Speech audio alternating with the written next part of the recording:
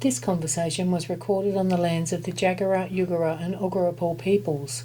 You're listening to Held, a series of slow, honest conversations with women about the things that shape us, the stories we carry, and what it means to be seen, heard and held. Ready? Let's do it. Woohoo! So welcome, Kylie. Thank you for appearing on Held. Honoured. Thank you. So tell me, who are you?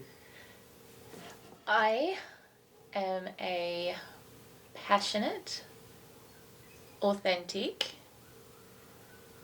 get me as I am, mum, colleague, leader, friend, family member, sister, daughter, the lot. I feel I'm just me, and no matter what part of my life, you're going to get me. I love that. Is there a version of you that's just now arriving? Yeah, totally. I think I've gone through some big changes career-wise recently, and taking the last couple of months to really find my passion again and understand what it is I want next and the type of people I want to align myself with has been just so, I guess, invigorating. I've got my excitement and passion back, and I'm very excited about now transitioning into something that's a bit different but super freaking cool. What do people often misunderstand about you? I think that's changed so much over 20 years. Like, I've been in from entry level to leadership positions over a 25-year career, and I think that's changed so much over that time. I've had to learn a lot and adapt and keep changing, because back in the day it was young Kylie who's so driven and eager and would probably often lead by ego, and whereas now it's like, okay, I might have something to prove to myself a little bit here, but it's actually not about me. First and foremost, to be a good leader and a friend and a wife and all these things, like, is to actually not always be about yourself. So yeah. What's something you've come to understand about being a woman that you didn't know when you were younger? I think be brave and unafraid and kick ass. Like, times have changed. I was and always have been in a male-dominated industry. Things have changed over 25, 30 years in a male-dominated industry. And I would just say, be brave, get out there and freaking do it, because you have to be part of that change. And I was really glad to, like, I'd be in a room with 800 men and be the only one or two female in the room. And that has changed significantly in the industry over the time. But not without people like myself being there for those early days going, actually, I'm here, I'm worthy, I'm seen, and pushing for those changes and empowering other women along the way to make those changes. Exactly.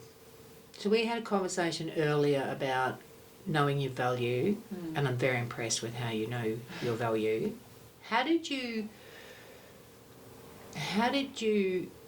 come to the realisation of what you're worth?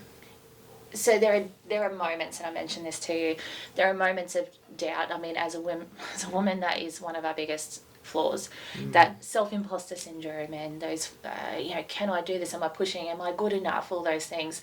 And it's a matter of catching yourself in that and going, nah, hang on a minute, I am 100% worth that. In fact, I'm probably worth more.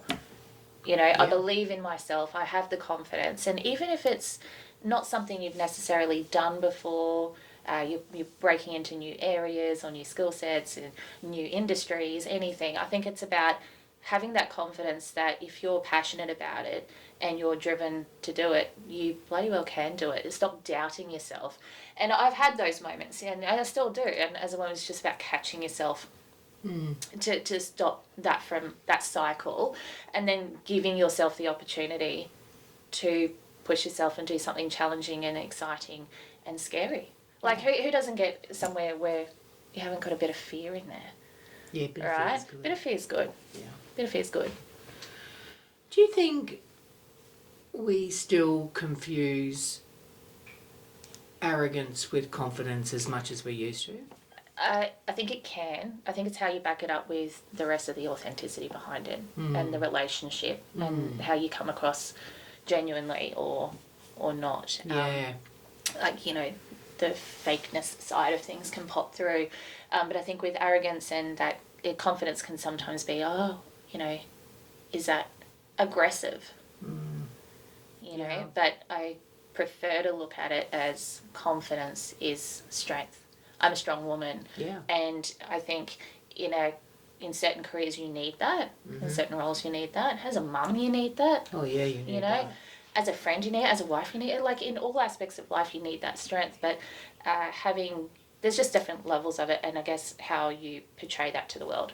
And sometimes, it can be seen as arrogance or aggressiveness if you're after something, but I think where you tone that down is in your personality by always being authentic to who you are and your core values that live underneath. As a leader, I try to make sure that my people don't feel that as well, because that's how you change the world that little bit at a time. Damn, Skippy. What does being a woman mean to you today, and how's that changed over time? I think now it's more about that empowerment in others versus yourself and getting yourself somewhere, and you can get to incredible places and have incredible opportunities by not being self-centered and not being about yourself. And as you get older and you start to live experiences and you have children, that also helps. I have a son and a daughter, and I think the pressures with a daughter in particular is extra important on me to get right and lead by example. And she is she's me in this, so that's scary. But it's something I want to embrace and encourage, because I know that that's gotten me far, and I think that she's got a very bright future ahead of her if she makes sure that she's on the right side of that, like we said, the arrogance and the aggressiveness, and she needs to be on the right side of those things and have that confidence. And if I can pass that through to her in particular, then that's a tick in my book. I'm with you. The world needs more strong women. Yeah, but also men who are unafraid of that. Yes. Right? Yeah.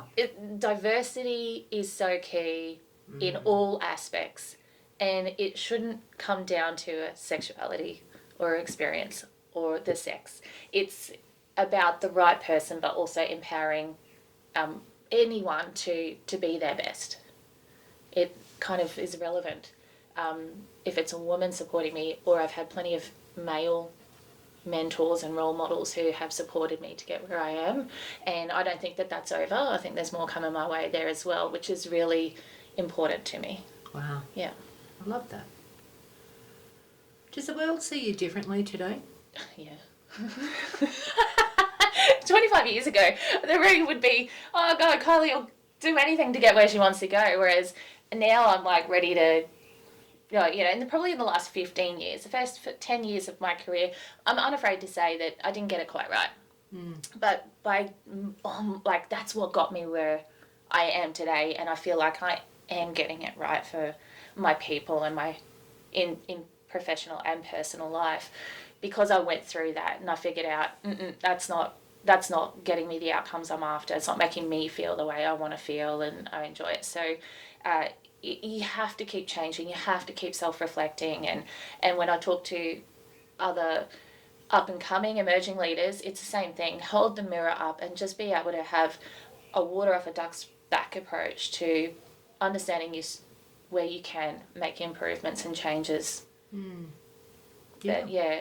But I've come a long way, and I still feel I am learning all the time. Awesome. So tell me, what have you carried for longer than you should have? Probably that ego back in the day, and probably expectations on others that I probably should never have set. That was more on me. Like, I expected certain things of people or leaders, and maybe some of those were unrealistic, because then I feel like I got disappointed when they didn't come to reality or do things, make decisions, behave certain ways that I would have wanted them to or expected them to. So I feel like that's probably the big one. Where have you surprised yourself with your own strength? I think probably the biggest one was around taking maternity leave with the kids. I was one of the first female leaders in our business at the time to take time off to have children. Wow. And with my first, I took 8 weeks off and went back to work full time because the business needed me, and I was encouraged to return quickly because of how I was relied on. And then with my second, I took the mandatory 6 weeks off and went back full time. And pumping in the toilets for 12 months with each child just to go home and feed baby. But it gave, I don't resent that or regret it. I made that decision, and while it helped my career, it also gave my husband the opportunity to be stay-at-home dad, and also my father stepped in early in that piece too, and he's got an incredible bond with the kids based on having that awesome. that really close relationship. Yeah. But I think after I experienced that, I didn't want anyone else to experience that pressure. Yeah. So I made sure that I was not in a position where the business couldn't survive without me or made to feel that way. And I didn't want any of the other people, ladies or men, coming up who wanted to take paternity leave to kind of experience that. So I worked hard to change the policies and put things in place and with redundancy in roles and what have you at that time to make sure that wouldn't happen again. So that's something I'm proud of, and I feel like that's, Yeah, that's awesome. a big one. Is there a story or a lesson from another woman that stayed with you? I think constantly there's little lessons. I'm not the only one to go through anything I've been through. And I think realising that and being able to talk about that means you get different support from different people in different ways. And until you actually say something, like I've been through a redundancy, or I've been through a marriage breakup, or I've been through a miscarriage, it doesn't matter what it is. But once you actually have the balls to put that on the table, you all of a sudden get to have those conversations. And that brings you strength, it brings you peace, it brings you things to think about. If you're not talking about things, you think you're the only one going through things, and you're not. Yeah. You're far from it. Yeah. There's an incredible village out there to tap into. I love my village, and I always go, you're my person, welcome to the village. Yeah. In any capacity. Yeah. So, leading on from that, what kind of connection or support do you think women are missing right now? Gosh, I've said it a lot. That's all right. I've tried to stop doing. Also. Yeah. I think if we're not having conversations, you're missing out. Yeah. Full stop.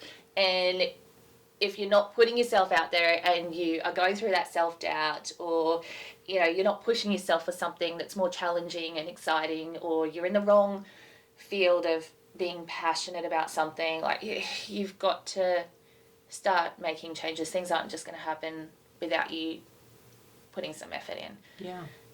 And there's the last few years I've really gone through that. What do I want to do different? I know that I'm not passionate as I used to be, or what I want to do, and then you start questioning, but at the end of the day, it's the same old shit until you take a step to change it. And that's either a conversation and, seeing someone talk about something and then go, oh, actually, that's inspiring. Maybe that is something I can do, or I'm interested in. Do some professional development, do some course, anything. Just take first steps and get cracking.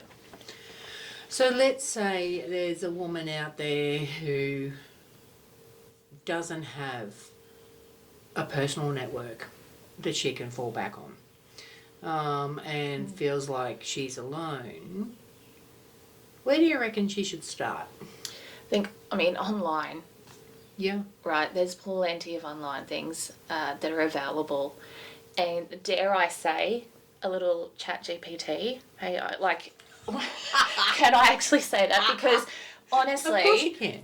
I feel like I have a relationship with ChatGPT in a way of when I'm trying to figure things out or I want to fact check on something and you put some information, you give it a bit of context, I've actually found that really useful information or thought-provoking.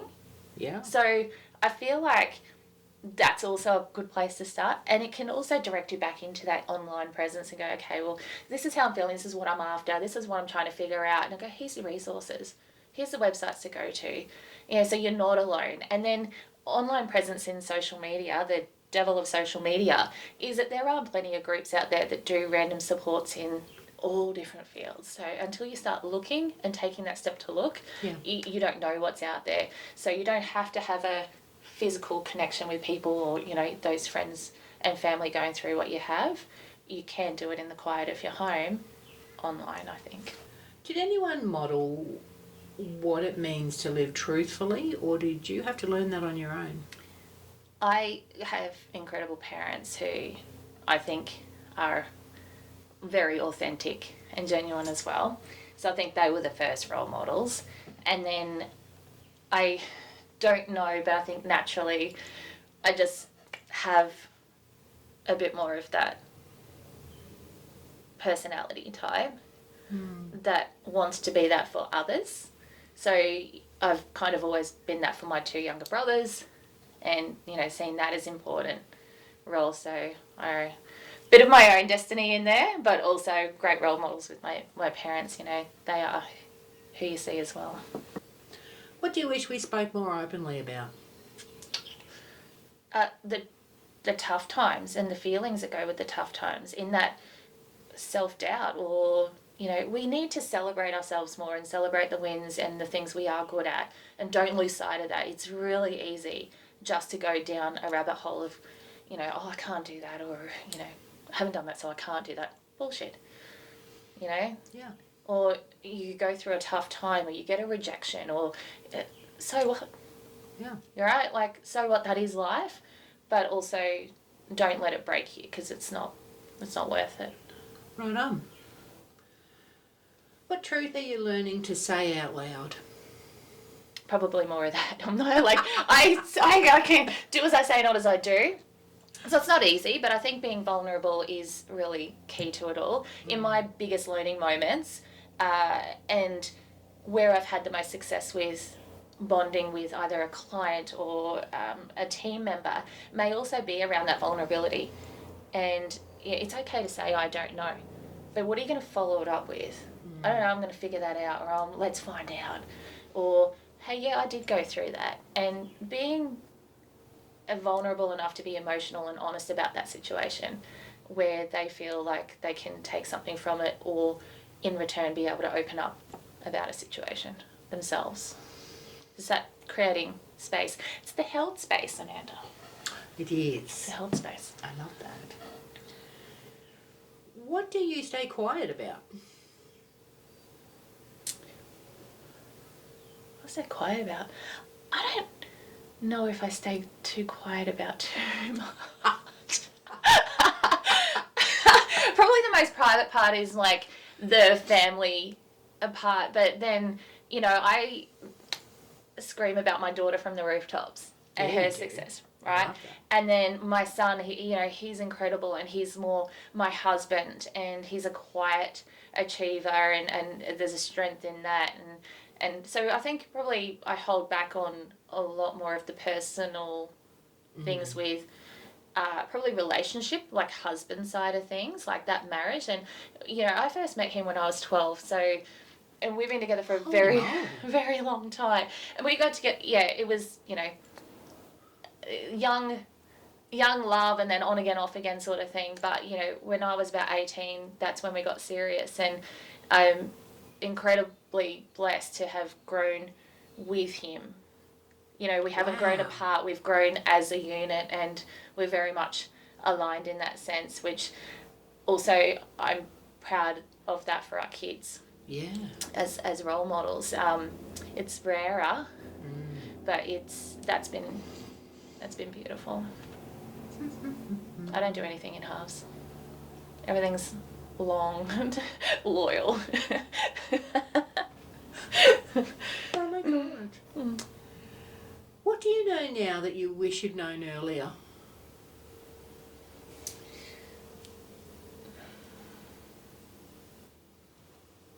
That it is okay not to be okay.